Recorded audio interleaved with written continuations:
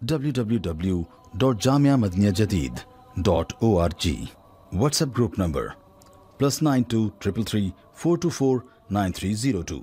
الحمدللہ رب العالمین والصلاة والسلام على خیر خلقہ سیدنا و مولانا محمد وآلہ واصحابہ اجمعین، اما بعد۔ حضرت عبداللہ بن عامر رضی اللہ تعالیٰ عنہ فرماتے ہیں، ان سے روایت ہے کہ جاءہ قہرمان لہ، ان کے پاس ان کا منشی آیا، مینیجر آیا، منشی کہہ لیں، مینیجر کہہ لیں، جو انہوں نے زمینوں پہ جائیدادوں پہ دیکھ بھال کے لیے رکھا ہوا تھا وہ آیا۔ انہوں نے اس سے پوچھا اعطیت الرقیق قوتہ، ان کے غلام تھے، ان غلاموں کی نگرانی بھی، کھانا پینا ضرورت وہ بھی اسی کے ذمے تھی، جو مینیجر تھا یا منشی مقرر تھا۔ تو اس سے پوچھا کہ تو نے ان کا جو اس وقت کا کھانے پینے کا یا جو بھی طے ہے وہ ضرورت پوری کر دی، ان کو کھانا کھلانا تھا یا پیسے دینے تھے تاکہ وہ کھانا وانا کھا سکیں، جو بھی شکل تھی وہ دے دی ہے یا نہیں؟ قال لا، تو منشی نے کہا کہ ابھی تو نہیں دیا میں نے۔ تو آپ نے انہیں کہا کہ ابھی جاؤ فانطلق فاعطیہم، اور ان کو ان کا جو قوت ہے، جتنا ان کا وظیفہ جو مقرر ہے وہ دو۔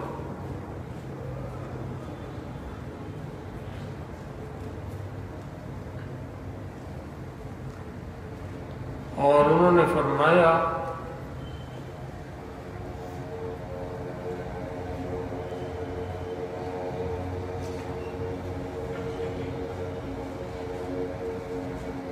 کہ رسول اللہ صلی اللہ علیہ وسلم نے فرمایا ہے کہ آدمی کے لیے گناہگار بننے کے لیے بس اتنا کافی ہے، اتنی چیز سے وہ گناہگار ہو جائے گا، گناہگاروں میں اس کا شمار ہو جائے گا کہ جس کا وظیفہ اس کے ذمے ہے وہ روک لے۔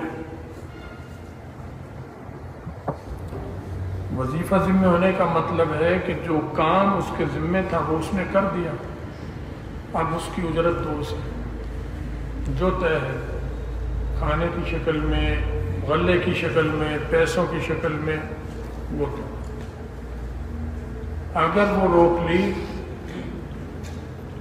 تو یہ بہت بڑا گناہ ہے، اور یہ آدمی گناہگاروں کی صف میں شامل ہو جائے۔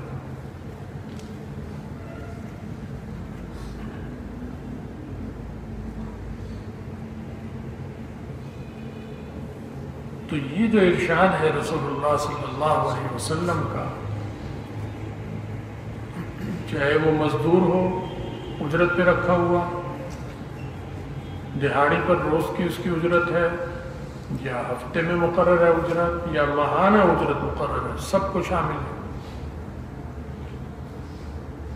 اب تو غلام نہیں ہے، اب مزدور ہی ہوتے ہیں، ملازم ہوتے ہیں۔ جو مینیجر ہوتا ہے وہ بھی مزدور ہی ہوتا ہے، وہ بھی کام کر رہا ہے، اس کی تنخواہ لیتا ہے، چاہے وہ بڑی تنخواہ ہو، افسر شمار ہے تو وہ مزدور ہے۔ اپنے سے بڑے کا وہ مزدور ہے، اپنے سے چھوٹے کا وہ افسر ہے، اس کا بڑا ہے۔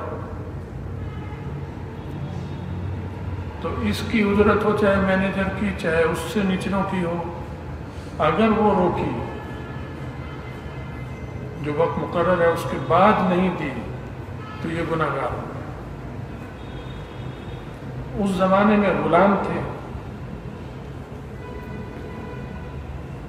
غلاموں کا دستور تھا،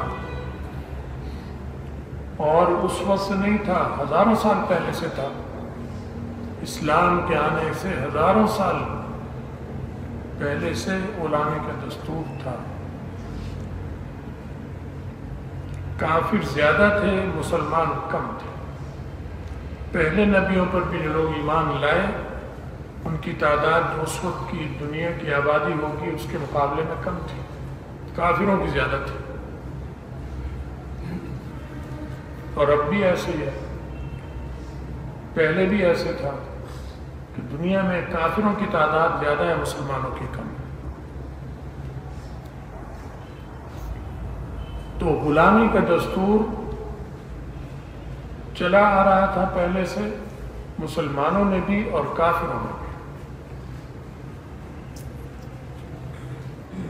جو انبیاء پر، پہلے نبیوں پر ایمان لائے وہ بھی مسلمان ہیں، ان کے دور میں مسلمانوں کے پاس بھی ہوتے تھے، کافروں کے پاس بھی۔ یہ ایک دستور تھا عالمی، لیکن غلاموں کو انسان نہیں سمجھتے تھے، بہت برا سلوک ان سے کرتے تھے، کافر خاص طور پر۔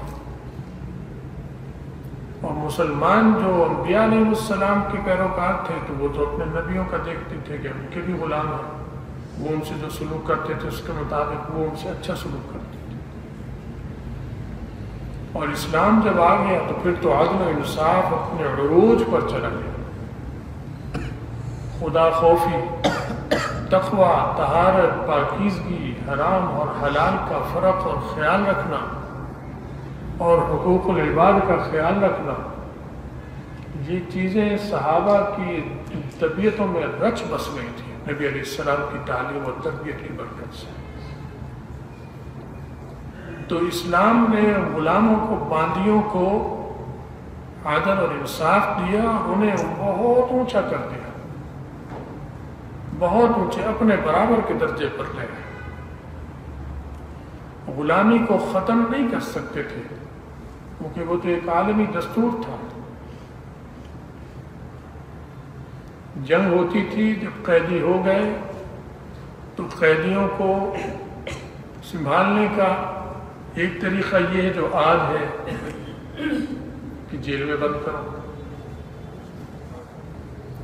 اب وہ جیل میں بند ہو گیا، اب اس کا کھانا پینا وہ کیسے ہوگا؟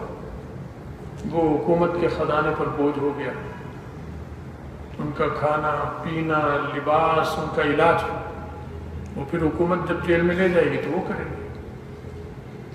تو وہ خزانے پر بوجھ ہوگا جو آج کے حساب سے اگر 1000 قیدی بھی ہو تو سال کا کروڑ بن جائے گا، کروڑ سے بھی زیادہ بن جائے گا، اور کئی ہزار ہوں تو وہ تو بہت بڑا چلا جاتا ہے خرچہ۔ تو اس وقت اتنی بڑی بڑی جیلیں بھی نہیں تھیں، اور نہ کافروں کے پاس ایسا انتظام تھا، نبیوں کے پیروکار۔ اگر مارکا ہوتا تھا تو جو گرفتار ہوئے وہ غلام بنتے تھے، غلام بن گئے، باندی، عورتیں باندیاں بن گئی۔ تو یہ عالمی دستور تھا جس کو اسلام نے ختم تو نہیں کیا گیا، لیکن ان کا خیال اور ان کے حقوق بڑھا دیے گئے، اور کہا کہ اس کا خیال رکھو، یہ تمہاری طرح کے انسان ہے، جانور نہیں ہے۔ کافروں کی جو تاریخ پڑھیں گے آپ تو وہ تو ہولناک ہے، جو ظلم کے ساتھ ہوتے تھے، چین والے کرتے تھے، یونان والے کرتے تھے، اسپین میں اور ادھر ادھر، اور ہندوستان میں، پاکستان تو اس وقت تھوڑی تھا، ہند تھا، ہند بر صغیر اور ہندوستان یہ تھا۔ خود عرب میں بہت برا سلوک، مصر میں برا سلوک، فرعون کے زمانے میں، نمرود کے زمانے میں غلاموں کے ساتھ بہت ناانصافی ہوتی تھی۔ ان کو اپنے کوئی حق کا مطالبہ ہی نہیں تھا، کر ہی نہیں سکتے تھے کیونکہ وہ انسان ہی نہیں تھے۔ مطالبہ تب ہوتا جب کسی نہ کسی درجے میں انہیں انسان مانتے، چاہے باندی ہو چاہے کوئی، یہی سلوک ہوتا تھا۔ حضرت عائشہ رضی اللہ تعالیٰ عنہ نقل کرتی ہیں، ایک بات مجھے یاد آ گئی۔ کہ ایک حبشن تھی کالی باندھی، وہ آ گئی اور اسلام لے آئی نبی علیہ السلام کے پاس آ کر، کوئی اس کا باری وارث نہیں تھا۔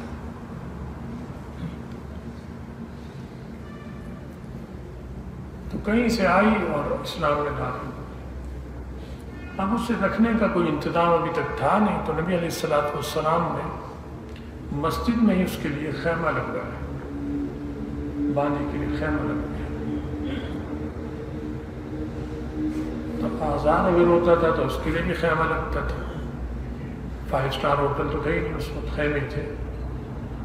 وہی خیمہ اچھا ہے اگر تو وہ 5 اسٹار کہہ لو، اسے 7 اسٹار بنا لو، جیسے فرعون کا بھی ہوتا ہوگا، سفر میں جب جاتے تھے، محل تھے، سفر میں جاتے تھے، جب ان کا خیمہ عام آدمی کے خیمے میں فرق ہوگا۔ لیکن اسلام میں اور صحابہ کے پاس تو ابھی اتنی مالی وسعت آئی بھی نہیں تھی، نہ اتنے مضبوط تھے کہ اچھے خیمے ہوتے، کھانا پینا مشکل سے ہوتا، عام طرح سے تو خیمہ لگوایا اس کے، اور وہ پردہ بھی نہیں ہے۔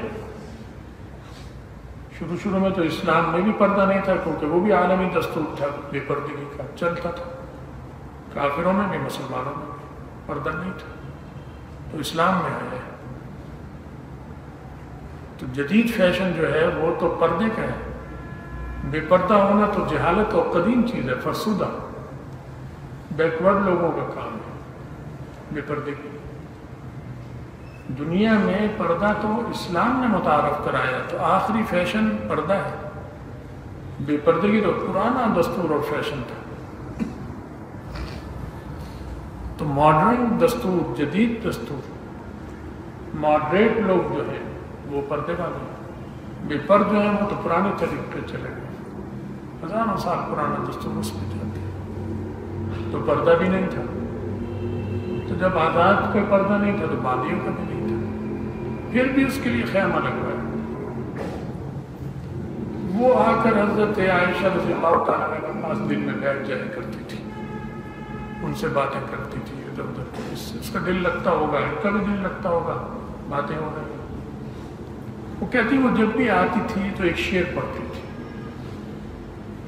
جب آتی بیٹھتی تو ایک شعر پڑھتی، وَيَوْمُ الْوِشَاحِ مِنْ أَعَاجِيبِ رَبِّنَا أَلَا إِنَّهَا مِنْ بَلْدَةِ الْكُفْرِ نَجَّتِ، یہ شعر پڑھا کرتی تھی۔ تو میں نے ایک دن اس سے پوچھ لیا کہ تم جب بھی آتی ہو بیٹھتی ہو تو یہ شعر پڑھتی ہو، اس کی کیا وجہ ہے؟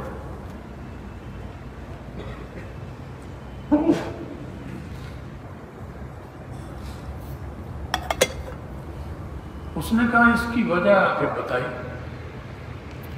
اس نے کہا میں فلاں قبیلے میں فلاں لوگوں کے یہاں باندھی تھی، ان کے گھر میں آدمی ملازم باندھی تھی، تو ان کے یہاں شادی ہوئی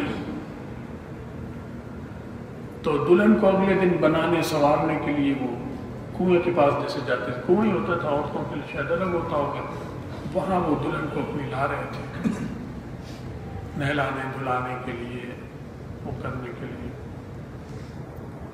تو اس کا گلوبند تھا گلے کا ہار، دلہن کا وہ گر گیا۔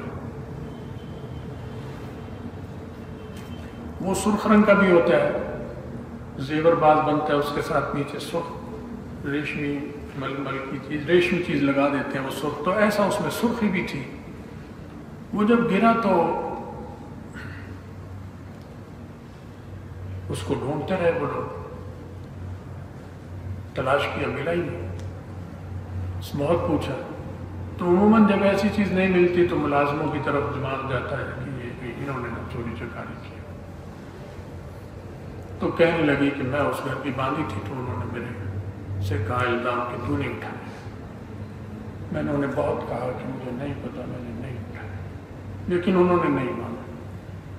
پھر انہوں نے میری تلاشی لی کپڑوں کی، جسم کی، حتیٰ کہ انہوں نے میرے شرمگاہ کے اندر تک کی تلاشی کہ اس نے یہاں چھپا لیا ہوگا۔ انہیں اس کے ساتھ انتہائی تکلیف دے، تذلیل، ذلت کا سلوک کیا، جس اور سب کے سامنے جس نے اس کو عزت نفس تو ہر ایک کی ہوتی ہے چاہے کتنا بھی یہ انسان ہے، تو اسے بڑی دکھ ہوا اور بڑی تکلیف ہوئی کہ بے وجہ اور یہ اہانت سب کے سامنے میرے ساتھ ایسا سلوک کیا جا رہا ہے، تو اس کے پاس تو تھا نہیں۔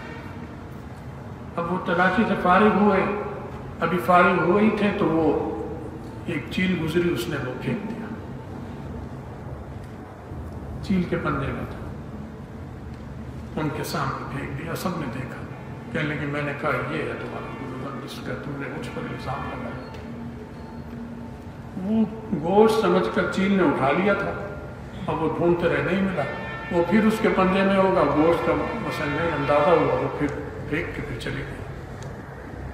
تو اس کے دل پہ چوٹ لگی بہت زیادہ اور اس کا دل ٹوٹا اس اہانت سے، تو یہ بس نکل پڑی کہ چلتی ہوں کہیں بھی جاؤں گی، بس یہاں سے میں نکلوں گی۔ اللہ کو اس کے لیے سعادت منظور تھی، غیبی نصرت تھی، وہ چلتی چلتی چلتی چلتی حضرت محمد رسول اللہ صلی اللہ علیہ وسلم سایہ شفقت میں پہنچی، تو کہتی کہ میں یہ شعر اس لیے پڑھتی ہوں، اور اس شعر کا مطلب یہ ہے کہ وہ جو گلوبند کا دن تھا، ہار کا دن، وہ بھی میرے رب کے عجائبات میں سے تھا میرے لیے، گلوبند کا دن بھی میرے لیے عجائبات میں سے تھا، اور اس کی برکت سے میں کفر کے شہر سے نجات دے دی اور اللہ نے اسلام میں داخل کر، تو مطلب اس کا یہ تھا کہ وہ تذلیل سب کچھ ہوئی، اس کے بعد اللہ نے اس کا بدلہ مجھے یہ عزت دی کہ مجھے اللہ نے اسلام میں داخل کر دیا، کفر کے دار سے نجات دی۔ تو یہ باندیوں کے ساتھ یہ سلوک ہوتا تھا، نبی علیہ السلام کے پاس آئی تو اس کے ساتھ یہ سلوک ہوا، اور اتنا اہم سلوک ہوا کہ جو ساری دنیا کی کائنات کی قیامت تک کے لیے ملکہ ہے اور مسلمانوں کی ماں ہے، ان کے پاس بلا بے تکلف آ کے بیٹھتی ہے، باتیں کرتی ہے۔ بادشاہوں کے دربار میں کہاں غلاموں کو ایسی آزادی ہوتی ہے آنے جانے کی کہ وہ عائشہ کے پاس آئے جو سارے مسلمانوں کی قیامت تک کے لیے ماں بن گئی، اس سے بڑی ملکہ کوئی نہیں ہے۔ جب ان کے پاس آتی ہوگی تو اور بیویوں کے پاس بھی حجروں میں جاتی ہوگی، تو یہ حریت باندھی بھی ہے اور آزاد بھی ہے، معاملات آزادی والے، اور وہ جا کے ان سے باتیں کرتی تھی، ورنہ تو پروٹوکول ہوتا ہے، خبردار ہمارے سامنے یوں بیٹھے اور خبردار یہ بات کی، خبردار یوں بولے، خبردار سر جھکانا ہے، رکوع کرنا ہے، آداب بجا لانے ہیں، ایک مصیبت ہوتی ہے شاہی درباروں میں۔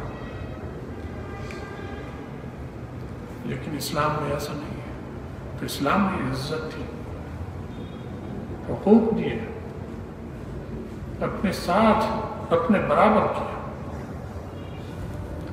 صحابہ کے بچے جس استاد سے تعلیم حاصل کرتے تھے اعلیٰ تعلیم، اسی استاد سے اور اسی کلاس میں غلاموں کے بچے بھی تعلیم حاصل کرتے تھے، ایک جیسا، وہی اعلیٰ تعلیم وہ سیکھ رہے ہیں، وہی باندی اور باندی کی بچیاں اور بچے صحابہ کے بچوں کے ساتھ بیٹھ کر سیکھتے تھے۔ تو کہاں اسلام اور کہاں کفر، ان کی کیا اوقات ہے؟ تو یہاں پر رسول اللہ صلی اللہ علیہ وسلم کا انہوں نے بات نقل کی کہ یہ جو تم نے تاخیر کر دی، یہ پکڑ ہو جائے گی اللہ کے، یہ تو ہم پر گرفت آ جائے گی خدا کی، بہت بڑا گناہ ہے کہ اس کا جب کام پورا ہو گیا تو اس کی اجرت اسے فوراً ملنی چاہیے۔ آج کیا حال ہے، بڑی بڑی فیکٹریوں میں مزدوروں کو اجرت نہیں دیتے، تنخواہ نہیں دیتے، زمین آسمان کا فرق ہے مالدار اور غریب میں، مزدور میں، زمین آسمان، اسے کوئی دکھ درد اس کا نہیں ہوتا، کوئی ہے چند اکثریت کا نہیں ہے۔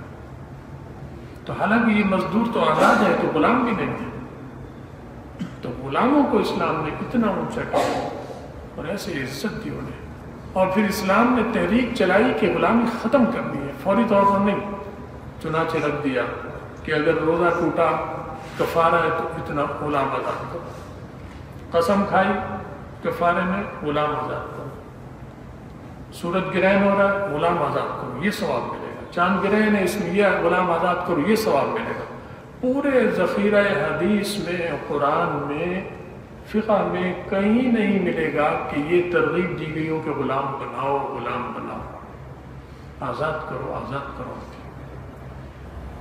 فک رقبۃ او اطعام، غلاموں کو آزاد کرتا ہے، گردنیں چھڑاتا ہے۔ قرآن یہ تعریف کر رہا ہے ایسے آدمی، غلام بناتا ہے، یہ تعریف نہیں کہ یہ چونکہ اس نے زیادہ سے زیادہ غلام بنائے لہٰذا یہ بہت اچھا نہیں۔ تقریباً روزانہ کسی نے ماہانہ، کسی نے ہفتے وار منت مانی ہوتی تھی کہ ہر ہفتے اتنی باندھی یہ غلام آزاد کروں گا، اور حضرت عائشہ اور ازواج مطہرات کثرت سے آزاد کرتے رہتے تھے، کثرت سے۔ تو آزاد کرتے کرتے یہاں تک نوبت آ گئی کہ غلامی کا رواج ختم ہو گیا، صرف اسلام کی برکت سے۔ اور غلامی کا رواج آج بھی چل رہا ہے امریکہ میں، انڈونیشیا میں، اور ان کے قبائل میں، افریقہ کے قبائل میں، اور جو ان پر ظلم ہو رہے ہیں وہ دنیا کو نہیں پتہ چھپائے گئے۔ یہ ویسٹ انڈیز سے پکڑ کر کالوں کو برطانیہ لاتا تھا اور اسے بیکار دیتا تھا، آزاد تھے، انہوں نے لا کے غلام بنا لیا جب اس کا اقتدار ہوا، اور انہوں نے لا کر جبراً ان سے مزدوری کرائی جاتی تھی اور انہیں اجرت نہیں دی جاتی تھی، کھانا پینا بس دے دیا جیسے بکری کو دیتے ہیں، گائے بھینس کو دیتے ہیں۔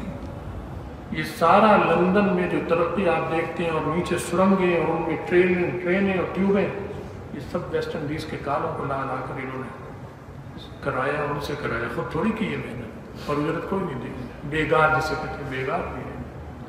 تو آج بھی یہ ایسے ہیں خبیث شیطان، تو میڈیا جھوٹ بولتا ہے، ورنہ ان کے اندر آج بھی غلامی کا دستور قائم ہے، اسی طرح اسلام میں ختم ہو گیا۔ آج اگر جہاد ہوا اور مسلمانوں کو انہوں نے قید کیا اور ہم نے کافروں کو قید کیا اور انہوں نے قید کر کر جیل میں ڈالا، تو ہم بھی جیل میں ڈالیں گے، غلام نہیں بنائیں گے، ان کے قیدی کو نہ باندھی بنائیں گے۔ اگر انہوں نے خدا نخواستہ ہمارے کسی مسلمان مرد عورت کو باندھی یا غلام بنایا تو جواباً ہم یہ کارروائی آئندہ شروع کر دیں گے، پہل نہیں کریں گے۔ یہ ہے اسلام کا اخلاق اور بلندی۔ تو اسلام سے کہاں مقام؟ بین الاقوامی مذہب ہے اسلام، انٹرنیشنل قوانین ہیں، اس کے ضابطے اور قیامت تک کے لیے ہیں۔ ان کے یہاں کوئی ضابطہ، کوئی قانون امریکہ کا قیامت تک کے لیے نہیں ہے، نہ برطانیہ کا ہے، نہ یہودیوں کا ہے۔ انہیں یہ نہیں پتا کہ بنائے کس نے، انہیں پتا ہے فلاں نے بنائے ہیں، فلاں اسے بدل دے گا، آج کی ضرورت کے مطابق تبدیل کر دے۔ اسلام کھلونا نہیں ہے، ان کے مذہب، ان کے قانون کھلونا ہے، خواہشات کا پلندہ ہے، خواہشات کا پلندہ ہے۔